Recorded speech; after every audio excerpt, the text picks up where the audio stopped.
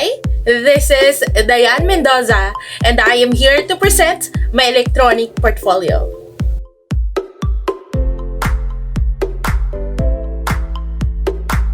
This e-portfolio is a collection of my works as a student in action. This includes pictures and other documentations of myself during virtual classes, videos and research articles related to the course, and other parts are present to generalize my conclusions, and of course, to deliver my message to Sir D, our course facilitator, my classmates in this course, and my students today together with my students in the future. This was created in partial fulfillment of the course requirements in MBA 649, Educational Models, Paradigms, and Procedures.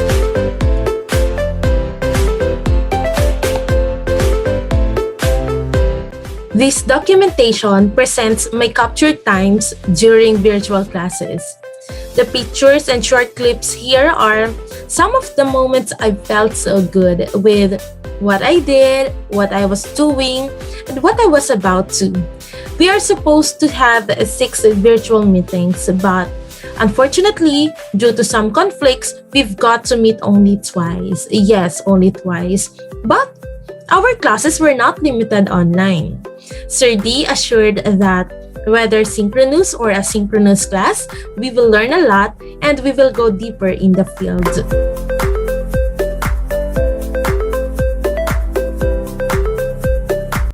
Dayan? Hello po. For Hi. me po, an educated Filipino is very persevering. He makes himself at his best to lift others up, especially his family. Though he got great things already, he will still dream and work for more. Wow, dream and work for more. So again, that's excellence and not stopping, the value of not stopping, no? From reaching your dreams, maybe. Not for yourself, but for other people. Okay? For your family and ultimately for the society. I like that.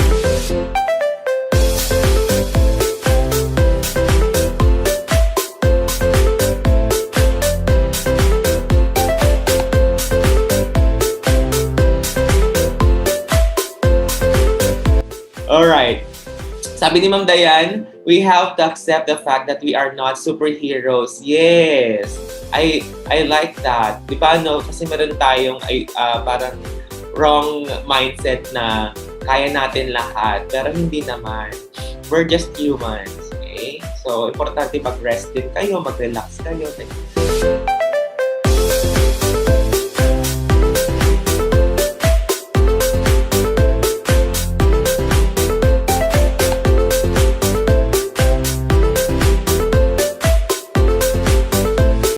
Involved students truly learn more. In teaching, all students must be considered. As a teacher, I should model positive social skills, have all the students practice these skills, and encourage the students to reflect on how effectively they will be performing the skills. That's all po. Thank you. Wow! Grabe! Okay, can you give Ma'am Dayan a round of applause? Okay? Thank you for that very energizing presentation. You know, that's being innovative, di ba, no? Yung thinking outside of the box. Like, okay, ano pa yung hindi pa ginawa ng mga kaklase ko? Ay, wala silang music pa. Okay, di ba? So, nagpagdagdag nga ako ng music dito. So, that's very innovative, ma'am. And congratulations. Wala akong masabi. Wala akong masabi sa presentation mo. Yun. Kaya sa'yo na lang ang sigabong palakpakan, Ma'am Dayan. Very well said. Very well said.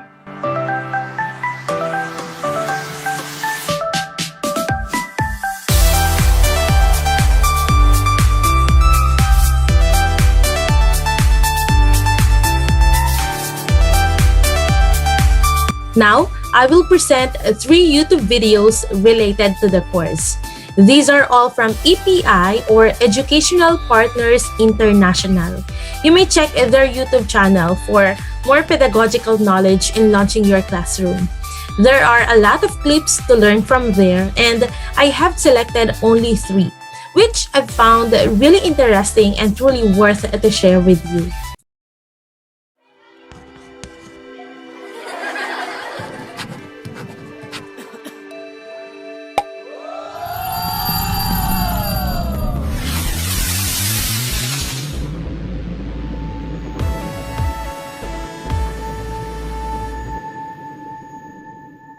Launch Your Classroom, Episode 3, Relationships for Learning. Here, Christina and Kyle, the speakers, talked about the importance of building rapport. That means establishing relationships for learning and making sure that we, teachers, will be able to build that rapport. In building a good classroom culture, we have to take a time.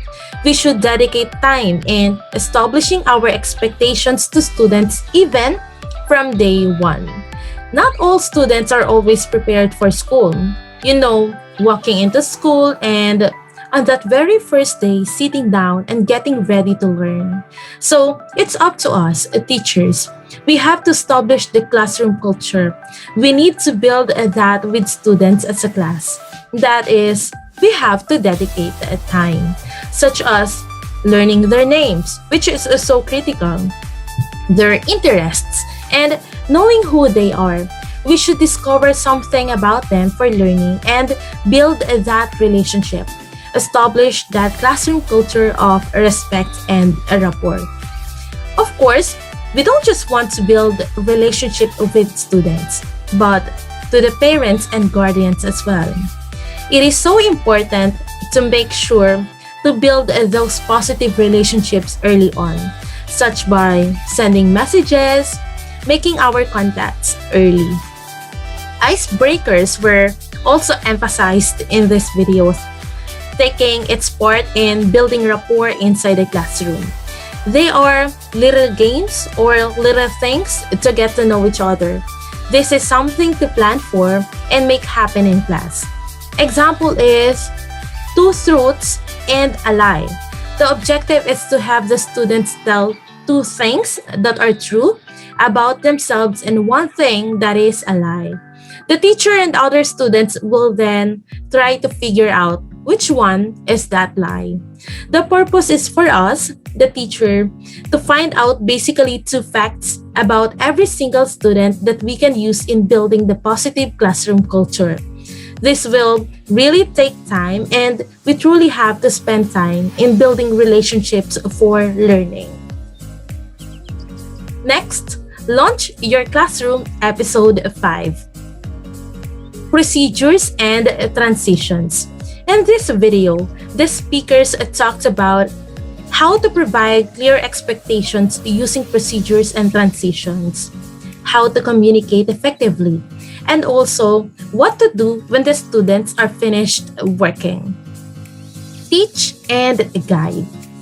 When students know how to navigate between activities and conduct classroom procedures, they stay engaged in learning. How? Expectations should be clearly defined to students. How do you think they can follow them if they don't know them, right? So procedures are necessary in establishing the order, the general flow of how things go, the organization, and such in our classroom. Actually, there is a process in doing this. As you can see, there are steps that we have to take in order for this to be effective. Start by explaining the procedure or transition we are trying to have our students do. Make sure your instructions are clear. Go step by step so students will not have any misunderstandings. Of course, let us allow the students to ask questions while the process is taking place. Then, demonstrate. Show students what you expect them to see them do. Walk over and do the procedure in front of them, but make sure that once you have modeled those, you should rehearse them with the students. Once you show them, you may tell them Okay, now is the time we are going to try it together. If it is transitioning from one place to the other, do it together with the students, okay? Display, make it visible to keep it in our students' minds. And finally, reteach when necessary. Let us help our students remember. Though this might take few minutes of extra time in the beginning, those transitions and procedures being set clearly and effectively, getting every student understand them will save us so much time in the long run. Another procedure that is necessary is an extension activity. When the students are done with their work already, what are they going to do next? So this is the time where misbehavior takes place, right? Inside the classroom.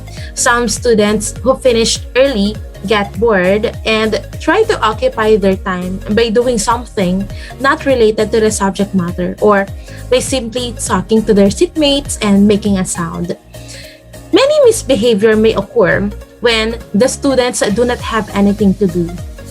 So as teachers, we should give extension, provide a deeper dive on the material that we have covered already. It needs to be meaningful. It needs to be on topic and help them, not just busy work. This will enhance their learning and cut down on misbehavior. Last, launch your classroom episode 26, Reflective Teaching Practices. Reflect. Self-evaluation is key to developing as a teacher. When you give yourself time to reflect, you are able to focus on your own growth as an educator. Let us pat our backs for all of our accomplishments, but also look for ways to improve for the next days. This video presented three different ways to reflect to our students, on our own, and with the help of a teaching colleague. First strategy, 1-minute paper. As the teacher, we constantly get to assess our students, right? So this is the time to let them assess us. There are many different ways to use this technique, but the mechanics stay the same. Students will have 1 minute to write about a subject. We may give them topics to consider, discussing their experiences in our classes. Of course, let them know that their feedback will help us make our classroom better because we value their input. Next, self-evaluate. Caring about growing in our profession is great. One of the most important things we can do to grow is to self-evaluate. As a teacher, it is easy to get trapped in the past. We can feel that this is how I've always done it, and this is how I always do it. Yes, this is comfortable, but our students are constantly changing. New teaching methods are developing along with the advancements in technology. So we have to make sure that we, too, are moving forward so that we are not left behind. Self-evaluation offers us the opportunity to make our daily experience better. Let us find ways to increase our ability to manage misbehavior, understanding which strategies work and which strategies don't. Being proactive and fixing our weaknesses can lead to a better professional evaluation. When teachers share their best strategies to one another, students win. For this reason, most schools have adopted professional learning communities or PLC. Here, teachers of similar content and grade levels can work as a team by sharing strategies, resources, and data. Teachers create more opportunities for the students to reach subject proficiency. It gives the opportunity to improve our teaching practices with the support of a team that shares our vision. Instead of working alone, teachers work together to common goals and a shared idea of what it means for a student to be proficient in those goals. Let us get evaluated and reflect on our teaching practices.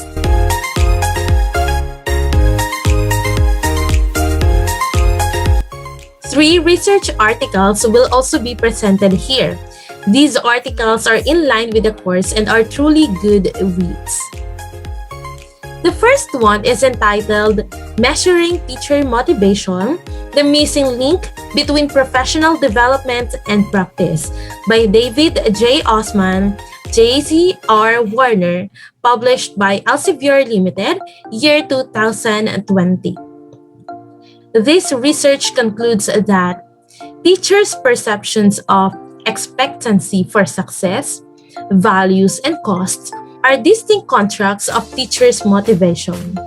This study explores an important but less explored outcome of professional development. Teachers' motivation to integrate professional development into practice. They developed a scale that measures teachers' motivation to implement professional development in their classrooms. Broadly defined, teacher professional development can be any activity that is intended partly or primarily to prepare staff members for improved performance in present or future roles. Teachers differ across a host of individual characteristics that impact what and how they later implement in their classrooms. For example, teachers vary in how they interpret the professional development experience, the degree to which they value the ideas presented to them, and the extent to which they implement the program or ideas in their classrooms. Furthermore, the extent to which teachers implement the objectives of a professional development program in their classroom influenced by internal factors such as teacher beliefs, attitudes, also external factors like school or district policies, curricular constraints, or other professional development programs. Expectancy for success is a subjective evaluation of performance on a future task. An individual's willingness to initiate a task is dependent on the individual's belief that he or she can successfully accomplish the task. In achievement situations, the belief that one can be successful is a strong predictor of the initiation of motivated behavior. With regards to the values, we have task, attainment, and intrinsic values. Task values are subjective assessments of a task's performance. Conceptualized, four kinds of task values are attainment, intrinsic, utility, and cost. Attainment value speaks to the value an individual assigns to a task because the task aligns with his or her identity. A teacher might have high attainment value for a professional development experience because the training is congruent with his or her teaching philosophy. Intrinsic value is the enjoyment individuals experience when performing a task. Similar to interest, intrinsic value can lead to long periods of sustained motivated behavior and persistence in the face of distraction and failure. Lastly, cost, which is defined as the things that are invested, required, or that must be given up in order to complete a task. Teachers frequently mention cost-related factors as justification for not implementing professional development. Implementing new professional development can be difficult, time-consuming, and stressful, and can cause the loss of valued alternatives. The second one is entitled Connecting Teacher Collaboration to Inclusive Practices Using a Social Network Approach by Jasmine Sanin, Sven de Meyer, Alke Struif, Elizabeth Discover, Katha Petri, published by Elsevier Limited, year 2020. The study concluded that teachers in highly dense school networks are more positive towards inclusion and implement more differentiated instruction. The study focuses on the link between teacher collaboration on the one hand and teachers' beliefs towards inclusion and differentiated instruction on the other hand, using a social network approach. Multi-level analysis on data from teachers in primary schools shows that Teachers in highly dense school networks are more positive towards inclusion and implement more differentiated instruction. Teachers in highly centralized school networks differentiate less. So this centralization was not significantly related to teachers' beliefs towards inclusion. Finally, school external support did not have a significant impact on teachers' beliefs towards inclusion and differentiated instruction. Including all learners in education is worldwide a major topic. Despite the globally accepted importance of inclusive education, there are various interpretations of this concept, ranging from the inclusion of certain groups who share a history of segregation, such as students with a disability in mainstream education, to a broader view of inclusion as a reform that appreciates and responds to the diversity of all learners. Teacher collaboration is defined in a broad sense as joint interaction in the group in all activities that are needed to perform a shared task. Applied to the context of inclusive education, teacher collaboration covers the joint interaction between all actors engaged in improving and adopting the learning environment so that the student is truly included in regular education. Teacher collaboration may have a positive impact on teachers' beliefs towards inclusion. By working together, a support network is created, making teachers feel less isolated and more confident in addressing challenges. Additionally, previous research suggested that teacher collaboration positively influences teachers' attitudes towards inclusive education, such as their acceptance of learners with different needs and their concerns about implementing inclusive education. Moreover, demonstrated that teacher collaboration may compensate for teachers' personal insecurities, as teachers in schools that encourage collaboration were more positive about inclusion, regardless of their self-efficacy beliefs. On the other hand, teacher collaboration may foster teachers' differentiated instruction. Proposed teacher collaboration as one of the most important strategies for implementing differentiated instruction is this. The very act of discussing your ideas with a peer is as crucial to your learning process as it is to your students' learning. The third one is entitled Teaching Students to Learn and to Work Well with 21st Century Skills, Unpacking the Career and Life Skills Domain of the New Learning Paradigm by Dr. Charles Kivunha, published by Saidu Press, year 2014. The research emphasized that every student must be given the opportunity to learn the career and life skills, or CLS, along with other domains of new learning paradigm. There is an understanding that whereas every educated person should have an appreciation of core skills in literacy and numeracy to succeed in the 21st century, an educated person must also have skills that enable him or her to think logically and to solve problems effectively and independently, referring to those skills as the 21st century skills. Trilling and Fadel in 2009 proposed that those skills comprise a domain of a core of skills, which they call the traditional core skills, plus three other domains of skills, which they call the learning and innovation skills, the career and life skills, and the digital literacy skills. Taken together, these four domains of skills comprise of what we call the new learning paradigm. Life and work environments in the 21st digital age are so complex and so competitive that students need far more than simple thinking skills and an understanding of content knowledge. In addition, the information age requires students to pay rigorous attention to developing adequate life and career skills. So, which skills comprise the career and life skills domain? We have 1. flexibility and adaptability. 2. Initiative and self-direction skills. 3. Social and cross-cultural skills. 4. Productivity and accountability skills. And 5. Leadership and responsibility skills. Managers and supervisors will still play a vital role for success in the 21st century workplace. To mentor, advise, and scaffold the workers.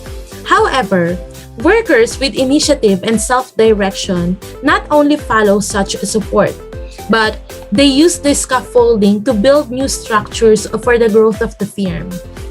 In this case, students should be taught that engaging in self-direction has risks of making mistakes and even failure at times. However, they should be taught that they need to be persistent and resilient, to keep motivated and driven to try out independent initiatives because, in the end, they gain self-confidence and work with even greater conviction about their potential for success. Success motivates them to work even harder towards greater success in achieving production and productivity goals of the organization. They should be taught that trial and error are essential ingredients of self-directed learning, and they should never be discouraged by occasional failure. They must be prepared to try out different or new ways of doing things and to try remedies as need arises. Such teaching students initiative and self-direction is not simply telling them what to do.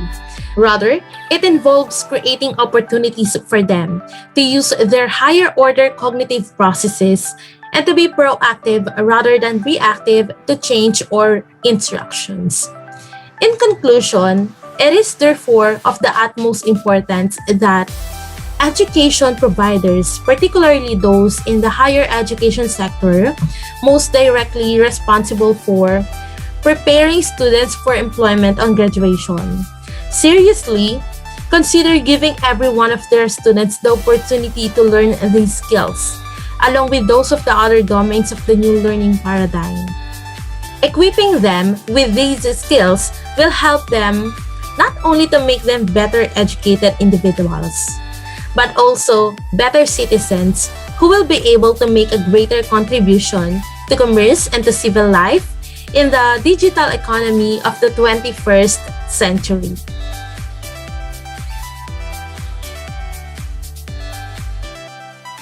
Let us now proceed to my general conclusion of the course. First is to practice. Practice differentiated teaching strategies. As we all know, the classroom is a dynamic environment, bringing together students from different backgrounds with various abilities and personalities. So as a teacher, yes, there is no one-size-fits-all solution. So, being an effective teacher, therefore, requires the implementation of creative and innovative teaching strategies in order to meet students' individual needs. Second is to learn and keep self-moving. The teacher understands the central concepts, tools of inquiry, and structures of the disciplines he or she teaches and can create learning experiences that make these aspects of subject matter meaningful for students.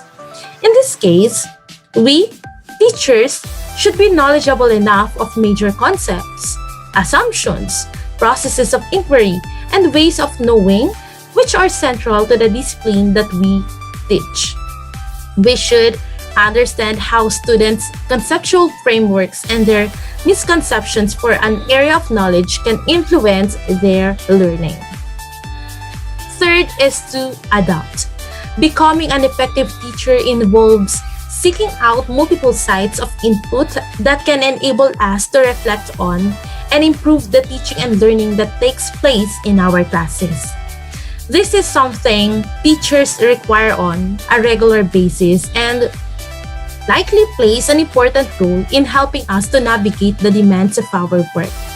Being able to adapt in the classroom improves teachers' well-being.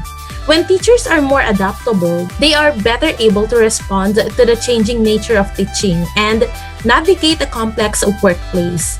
Just as general life is full of changing, new, and uncertain situations, so are our teaching lives.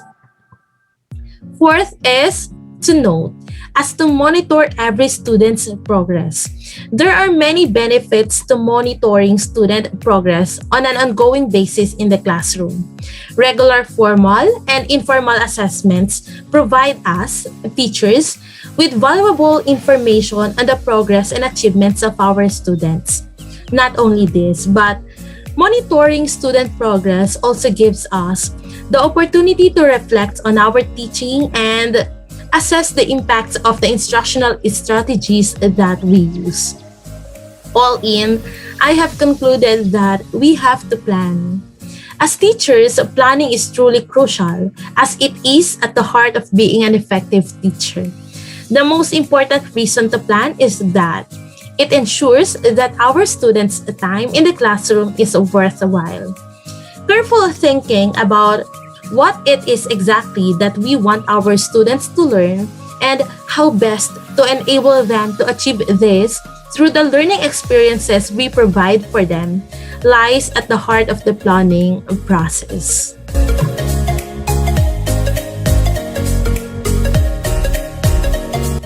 Here's a word to everyone. Persevere.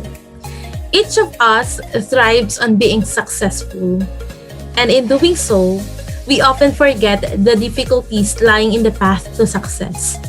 We set targets and want to achieve them right away, but we are humans and may fall short on those goals.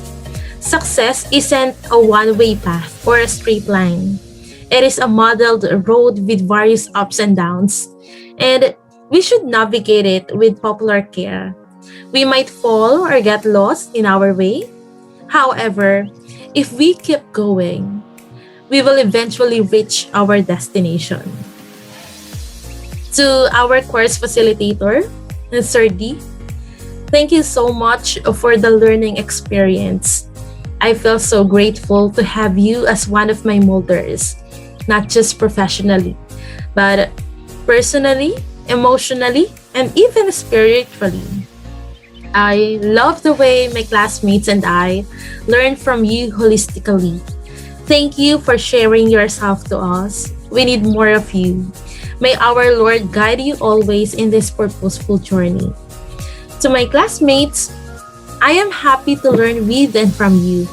Thank you so much for the time and effort all have exerted in the success of our learning process. Your shared researches, presentations, ideas, and experiences were all worthwhile. May we keep on celebrating the mountain of opportunities of learning by continuing our professional development. Let us keep soaring high. We can do it. To my students, together with my future ones, thank you for accepting me as I share myself to you. I hope that I was, is, and will be successful in educating all of you. I am here, improving myself and taking the journey, not just to reach my dreams, but to also give ways to yours. May you not get tired of listening to Teacher Diane, as everything is for you. Keep on moving, keep on learning. The world awaits you. To all, persevere always. This is a key to a successful life. Always remember that some things may seem impossible until it's done. Life gets tough, but so we are. That's all. Thank you so much. Bye.